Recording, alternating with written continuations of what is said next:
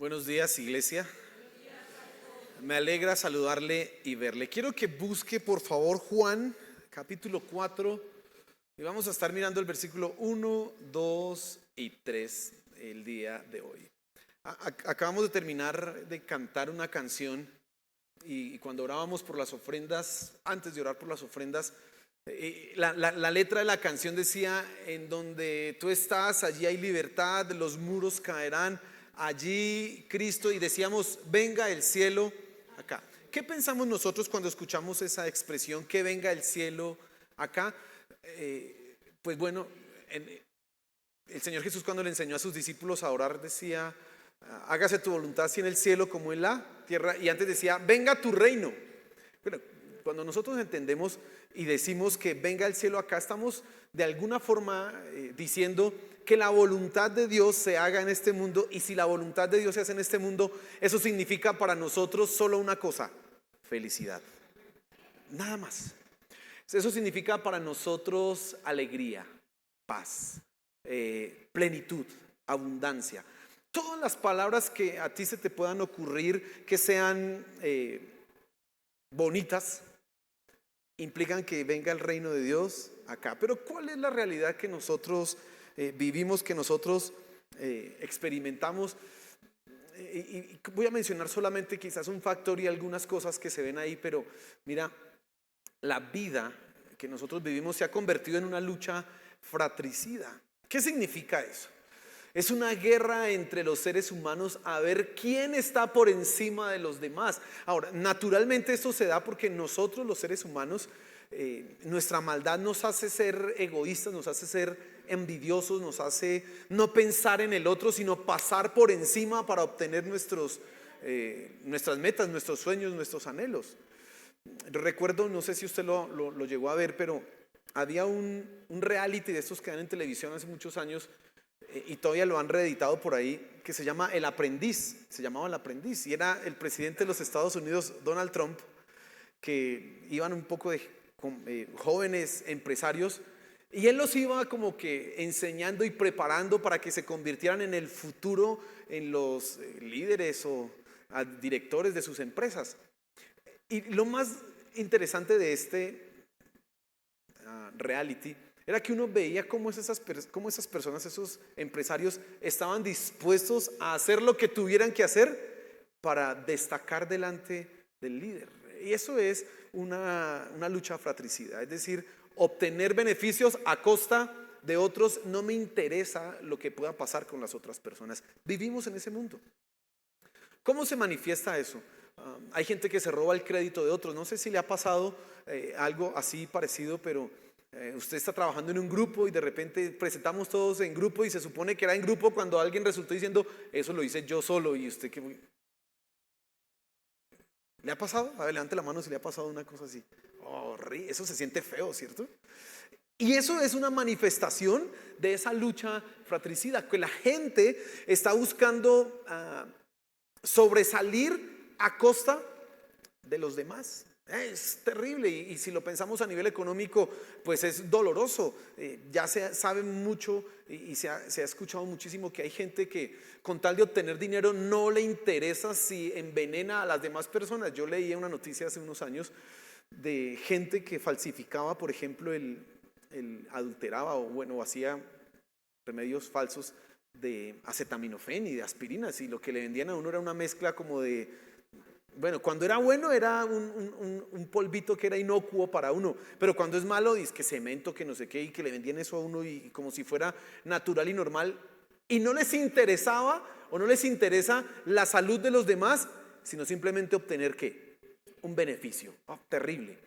Y vemos eso constantemente, vemos comúnmente cómo las personas se lastiman, se maltratan, pasan unas por encima de las otras.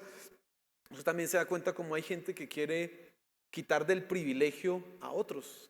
Hay gente que está muy bien posicionada, pero los demás están buscando cómo quitarle, cómo correr la butaca, cómo hacerle de alguna manera para quitarlo de ahí, porque él no puede tener lo que yo no tengo. Hay un egoísmo y una envidia que es rampante y que parece que embarga mucho de nuestra realidad. También encontramos esfuerzos que son positivos para acabar con esto, pero lo cierto es que vemos eso, es común, lamentablemente. Lamentablemente vemos esa realidad en donde las personas son traicionadas, son engañadas, son abusadas, son maltratadas y es terrible. Pero por otro lado, déjeme dejar eso aquí quieto un momento. Por otro lado, las personas vienen con un anhelo y con un deseo y es de ser felices, como cantábamos ahorita una canción, que venga el cielo acá y oiga, qué chévere, yo quiero ser feliz. ¿Quién no está dispuesto a hacer los esfuerzos que sean necesarios para lograr tener un buen matrimonio o tener buena salud o vivir plenamente su vida? No todos nosotros estaríamos muy dispuestos a hacer lo que tuviéramos que hacer para ser felices. Siempre digo lo mismo, nadie se casa para que le vaya mal, ¿no? No, usted se casa porque usted dice, yo quiero, como los cuentos de hadas, comer perdices, vivir felices por siempre. Porque eso está también arraigado en lo profundo de nuestro ser. Es un anhelo y un deseo que tenemos. Ahora, la gente lo busca de diferentes maneras. Éxito profesional, una relación significativa, reconocimiento, etcétera. Todas las personas están buscando por medio de esos caminos satisfacer esas necesidades. ¿Y sabes algo? El evangelio es excelente para eso.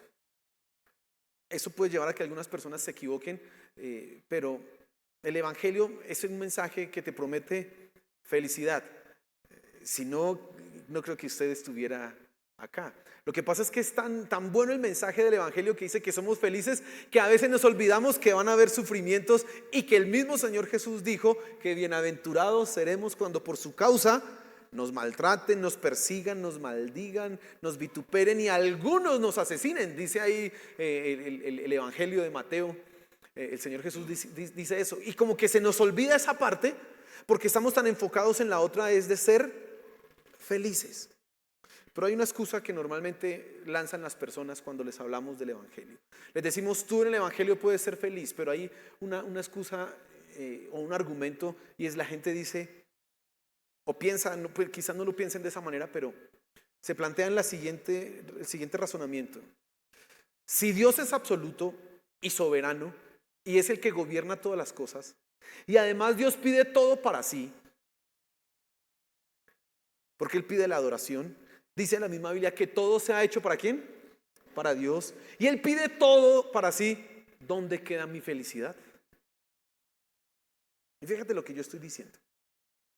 Estoy tratando de enfocar y llevarte a pensar en un argumento en lo profundo de nuestro corazón, que a veces es: yo quiero ser cristiano porque yo no quiero ir al infierno. Muy bien, pero también quiero ser feliz. Y pareciera que esas dos cosas son contradictorias.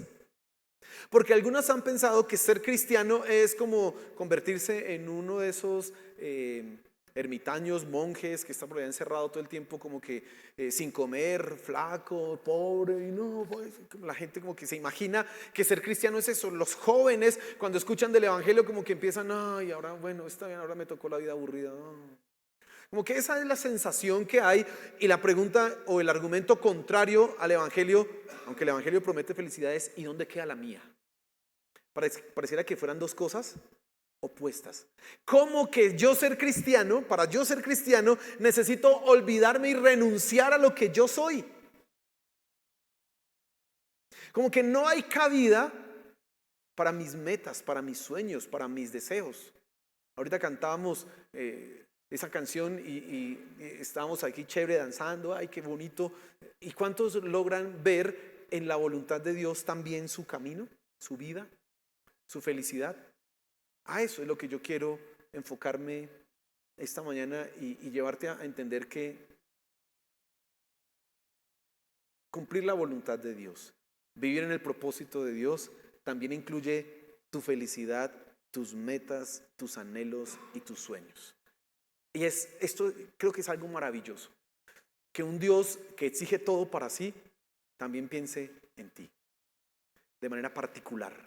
Y vamos a mirarlo con la historia de Juan el Bautista y con algo que hace el Señor Jesús, que nos va a confrontar directamente. Y mira el versículo de Juan capítulo 4, ahora sí lo vamos a leer. Dice así el pasaje: por tanto, Cuando el Señor supo que los fariseos habían oído que él hacía y bautizaba más discípulos que Juan, aunque Jesús mismo no bautizaba sino sus discípulos, salió de Judea y partió otra vez para Galilea. Bueno, ¿qué es lo que está pasando acá? Como para que entendamos un poco esto. Ya en el capítulo 3, los últimos versículos, vemos a Juan el Bautista que está teniendo una crisis con sus discípulos, porque los discípulos de Juan del Bautista ven cómo se van detrás de Jesús y le dicen: y maestro, ¿y ahora qué hacemos?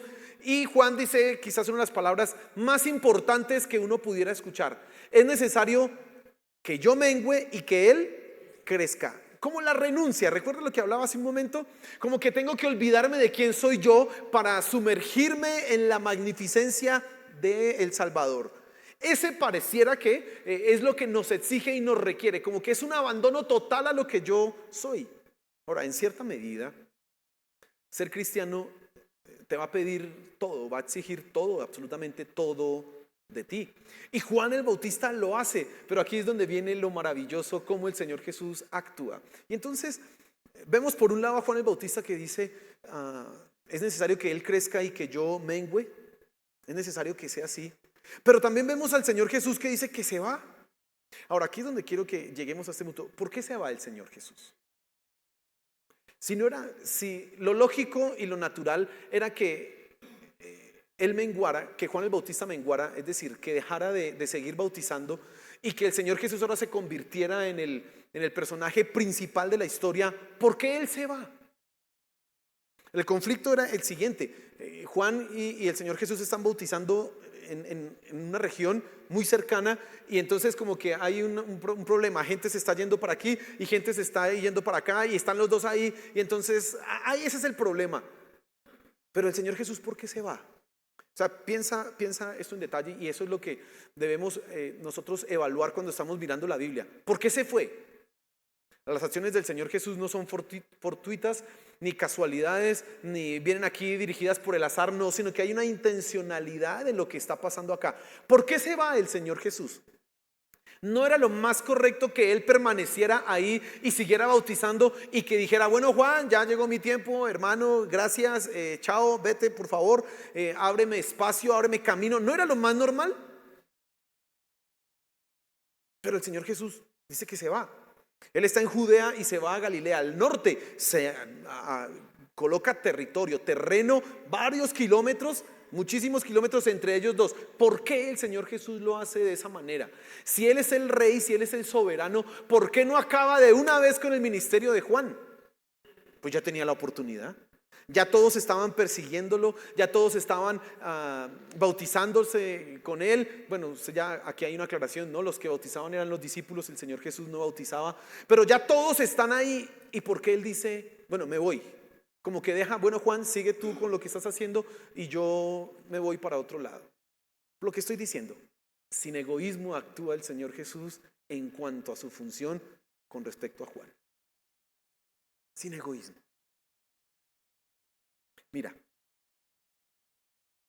ese pensamiento que yo te decía es un pensamiento satánico. ¿En qué sentido satánico? Que Satanás, o que tú llegues en algún momento a pensar o a concebir que Dios lo que quiere de ti es que sufras y que no seas feliz. Eso es un pensamiento satánico, porque precisamente no es lo que Dios quiere. Dios no ha pensado y no está allá como un espíritu malvado allá configurando: bueno, estos se van a hacer novios, voy a hacer que sufran, voy a hacer que les vaya mal, se van a casar, ¡ay, ya cayeron en mis manos! No, Dios no está así. Pero pareciera que esa es la imagen que muchos tienen de nuestro Dios. Es más, aún los que aman a Dios y que saben que Él no es malo, en lo profundo de su corazón, en lo profundo de su ser, está como esa queja o esa pregunta o esa duda: ¿será que yo puedo soñar? ¿Dónde quedan mis metas? ¿Dónde quedan mis anhelos? Pongámonos en los pies, en los zapatos de Juan, bueno, en las sandalias mejor, mucho más claro, de Juan el Bautista. ¿Qué sentiría Juan el Bautista? Viene el Señor Jesús y él ha sido el popular durante mucho tiempo. A él es el que lo siguen las multitudes. De repente aparece el Señor Jesús. Él reconoce que Jesús es el Mesías. Él ve que, él es el Salvador del mundo. Hasta ahí todo está perfecto, pero de repente toda la gente que venía con él, aún los discípulos más cercanos de Juan, empiezan a irse con el Señor Jesús. Y no solamente son los discípulos cercanos, la gente.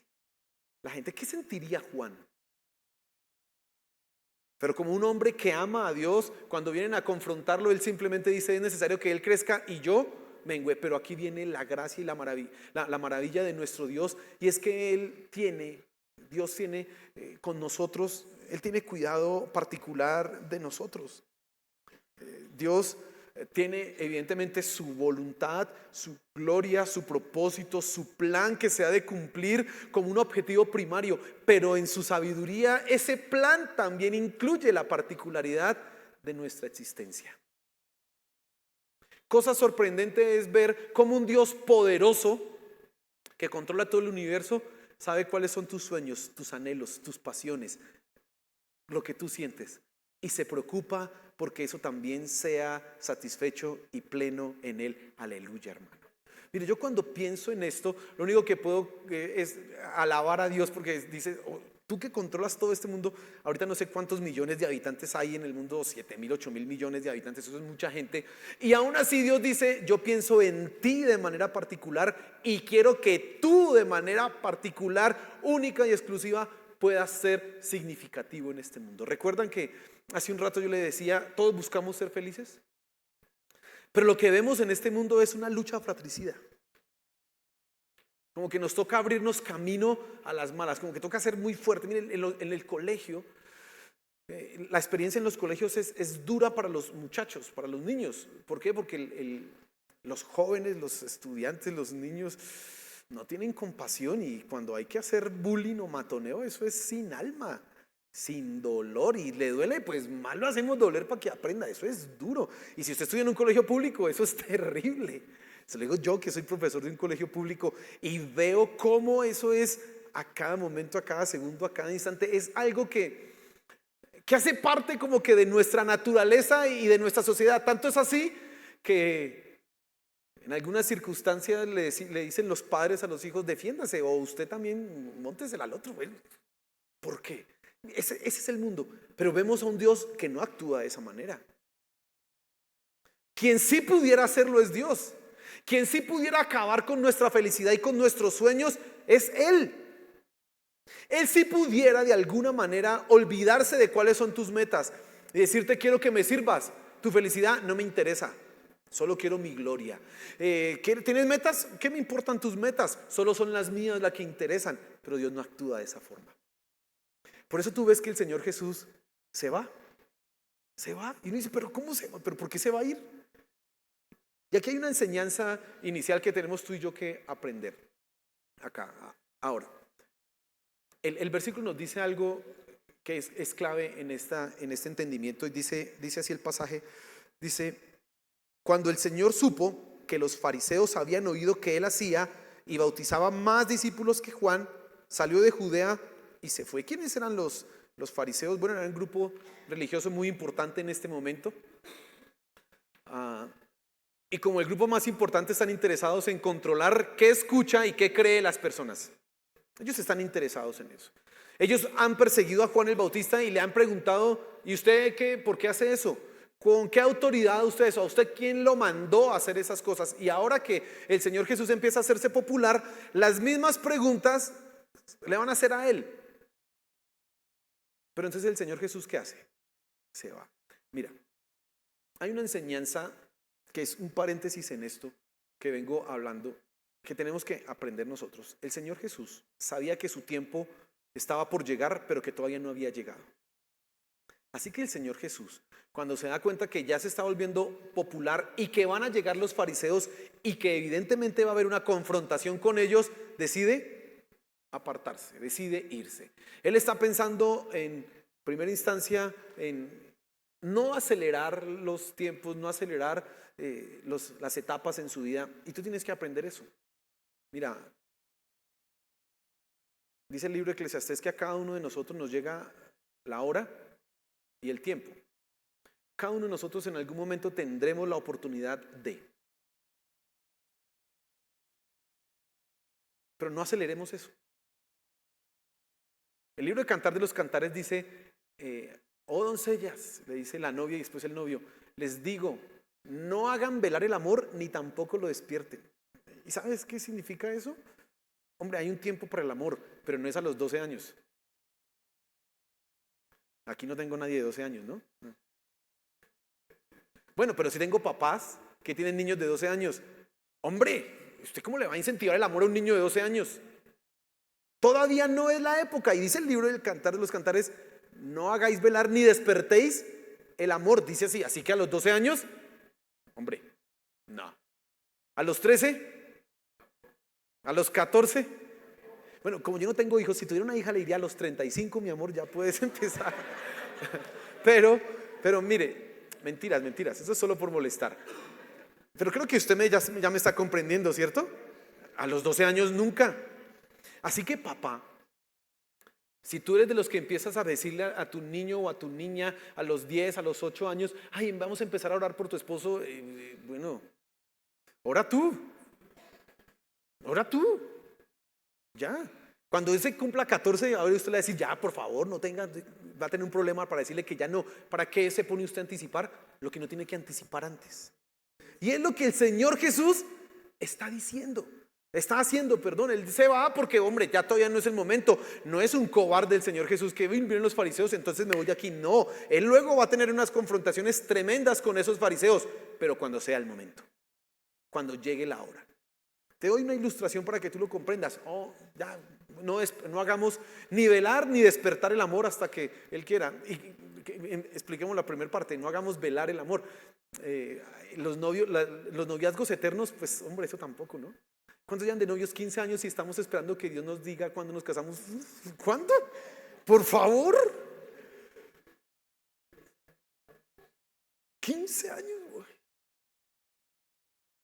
No lo haga velar, ni tampoco lo despierte. Hay un tiempo justo para las cosas. Y el Señor Jesús está mostrando eso. Pero bueno, ese paréntesis dejémoslo ahí. Sigamos con la línea que vengo diciendo. Y es que estamos acostumbrados a ver cómo nuestros sueños son robados por otros. ¿Sabes? Dice, y lo vamos a mirar más adelante en Juan 10, el ladrón no viene sino para hurtar, matar y destruir. Y dice, mas yo quiero que tengan vida y que la tengan en abundancia. Esa vida en abundancia es precisamente felicidad. Es precisamente que tú ves tus sueños, tus planes, tus metas, todo lo que tú has anhelado en tu vida hecho realidad, pero en la voluntad de Dios. No es que ahora, bueno, para ser feliz entonces toca estar como todo el día en la iglesia metido y bueno, y soy feliz y soy feliz. No es así. Y cuando el Señor Jesús se va, se entera que los fariseos están haciendo, y cuando Él se va, está pensando en Juan. Porque todavía Juan no tiene que morir. Porque todavía Juan tiene que seguir abriendo el camino para el Mesías. Porque todavía Juan va a seguir predicando. Porque todavía Juan seguirá haciendo su función y haciendo su tarea y haciendo su labor. Y quiero que entonces ahora miremos otro pasaje en Mateo capítulo 11. Mira cómo el Señor Jesús va a hablar de Juan el Bautista en un momento en que él ya está en la cárcel. Ahora, nuestro Señor Jesús empieza el ministerio y Juan lo ve y sabe, él es el Mesías. El Señor Jesús se aparta, se va a Galilea a seguir con su ministerio. ¿Y Juan dónde se queda? En Judea. Él sigue predicando, bautizando. En ese momento él habla en contra de las prácticas que tiene el rey Herodes y se lo ganó de enemigo. Hablar en contra de alguien que tiene poder es un problema porque eso usted se lo va a ganar de enemigo. Eso hizo que Juan el Bautista fuera llevado ¿a dónde? A la cárcel. Ahora sí vemos cómo el ministerio de Juan está llegando a su final, pero no porque el Señor Jesús le haya dicho ya tienes que acabar. Llegué yo, amigo, así que desocupe. No fue de esa manera. Era en el tiempo de Dios y en el momento, porque Juan todavía seguía teniendo función, su vida todavía seguía siendo significativa y su misión como tal debía seguir cumpliéndose. Pero mira lo que dice el versículo 7, y voy a leer hasta el versículo 15, porque las palabras del Señor Jesús con respecto a Juan son realmente muy importantes y dicen mucho. Dice así: mientras ellos se marchaban, Jesús comenzó a hablar a las multitudes acerca de Juan. ¿Qué salisteis a ver en el desierto? ¿Una caña sacudida por el viento? Mas, ¿qué salisteis a ver? Un hombre vestido con ropas finas, mirad, los que usan ropas finas están en los palacios de los reyes. Pero, ¿qué salisteis a ver? ¿A un profeta? Sí, os digo, y a uno que es más que un profeta. Este es de quien está escrito: he aquí, yo envío mi mensajero delante de tu faz, quien preparará tu camino delante de ti. En verdad os digo que entre los nacidos de mujer no se ha levantado nadie mayor que Juan el Bautista. Sin embargo, el más pequeño en el reino de los cielos es mayor que él. Y desde los días de Juan el Bautista hasta ahora el reino de los cielos sufre violencia y los violentos lo conquistan por la fuerza. Porque todos los profetas y la ley profetizaron hasta Juan. Y si queréis aceptarlo, él es Elías, el que había de venir. El que tiene oídos que oiga. Pero ¿con qué compararé a esta generación? Ahora, ¿por qué Jesús dice eso? Juan está en la cárcel y de repente, en un momento quizás de debilidad, de fragilidad de Juan, envía a sus discípulos a preguntarle a Jesús: ¿eres tú el que había de venir o esperaremos a otro? Y una duda terrible. Juan, el que vio al Espíritu Santo descender cuando está en la cárcel pasándola un poco difícil, duda. Pero las palabras del Señor Jesús, para los que están ahí, son muy dicientes. ¿Qué podía pensar la gente de Juan? Mire, está en la cárcel. Ese ya no es tan importante. Juan el Bautista, ese que ya tenemos a Jesús acá. Mire, este sí resucita, este sí hace milagros. Y Juan, solo ya está mal vestido. No, en cambio Jesús. Mire, ese no habla con nadie, es mal encarado, Jesús por allá solo come cosas raras y en cambio Jesús come con nosotros, qué tan amable. ¿Qué podría pensar la gente de Jesús? El Señor Jesús está hablando en contra de lo que precisamente las personas pudieran pensar de Juan el Bautista. Y Él les está diciendo: ¿qué salieron a ver ustedes? ¿A quién están buscando? Otra forma muy probable era de que el Señor Jesús pudo haber dicho eso: ¿ustedes creen que Él no es nadie? ¿Ustedes creen que porque se viste o porque está en esta situación no significa nada? Pero las palabras a continuación son tremendas. Dice: no hay un hombre mayor que Juan el Bautista. No hay un hombre mayor. Y él es el gran profeta del cual está escrito en el libro de Isaías. Mensajero que viene a preparar el camino para el Señor. ¿Qué está haciendo Jesús con Juan el Bautista? Validando su ministerio. En un momento en donde muy probablemente Juan y todos los demás pensarían que ya no valía nada, el Señor Jesús, ¿qué hace? Lo levanta. Y mira, eso es Jesús con nosotros. Eso es Dios.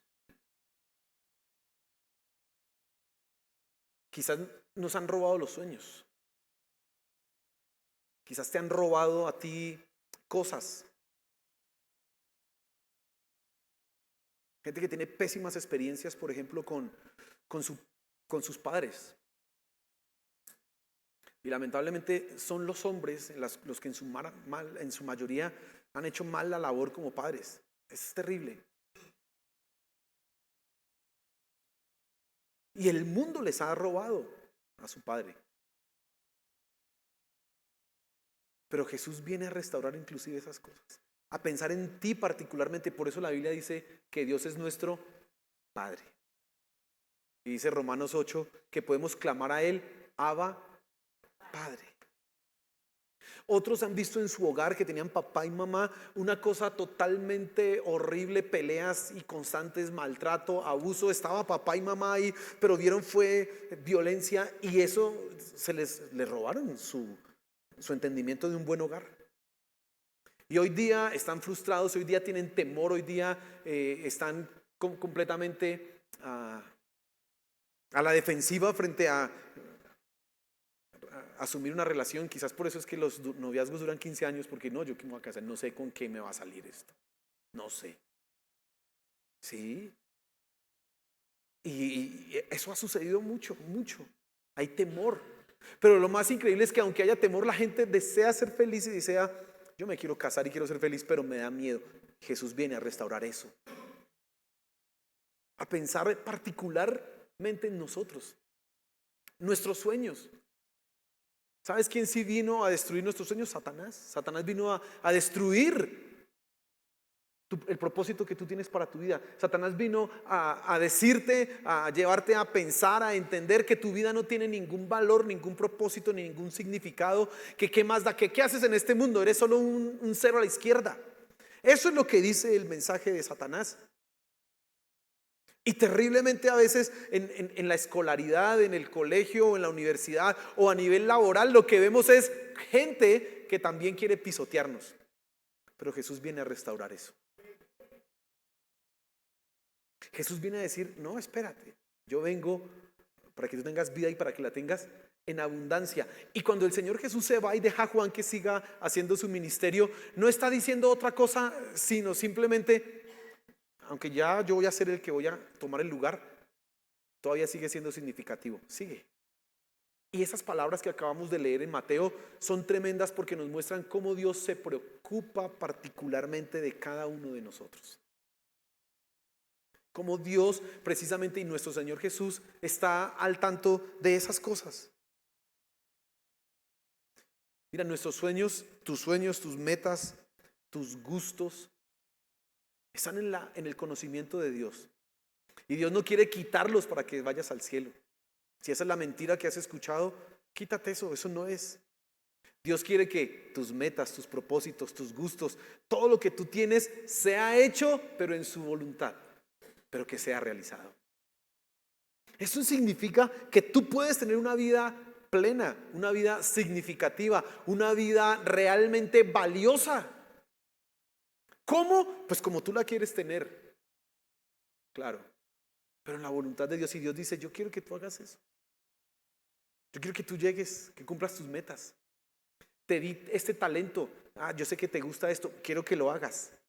A veces pensamos que la vida espiritual solamente se limita a las prácticas religiosas que tenemos en la iglesia y no. Dios no está pensando solamente en eso. Dios tiene espacio para tus metas, para tus sueños. Y por eso Él se apartó de Juan y Él te va a ti a llevar a que hagas de tu vida eso que has soñado. Dios quiere que tú tengas un buen matrimonio. Dios quiere que tú tengas éxito a nivel profesional. Dios quiere que tú tengas buena salud.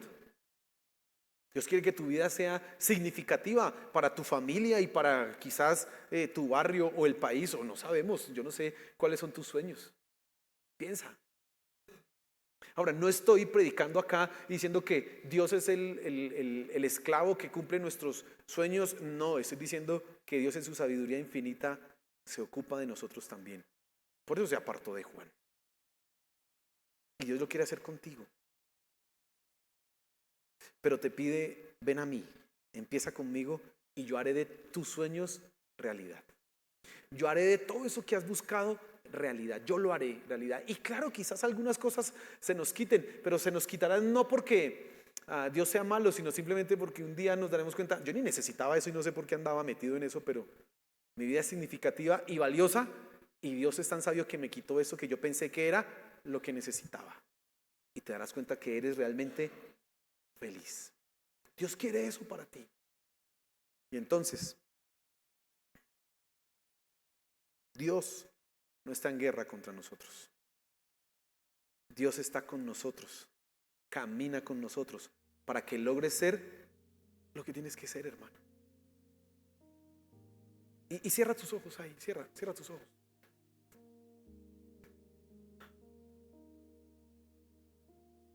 Y vamos a reflexionar.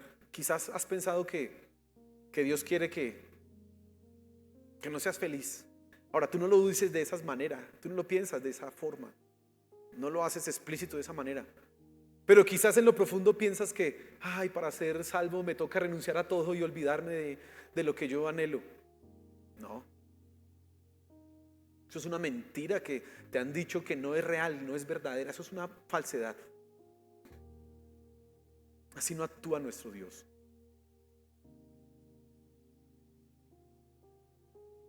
Quizás has pensado que tus sueños, tu felicidad, ser feliz, inclusive es hasta pecaminoso. Pero no, Dios está diciendo, no, yo quiero que seas feliz. Mi plan siempre ha sido que seas feliz.